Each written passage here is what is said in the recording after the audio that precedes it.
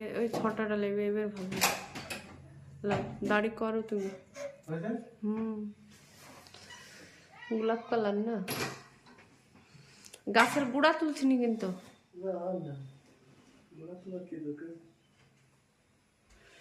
মোবাইলে তো সেলাইছে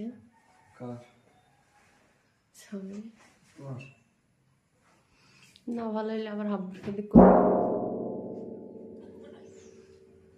এটা আরো ভালো, একদম পলিশ হয়ে যাবে না কালকে সিক সিক সিক করে এটা একবার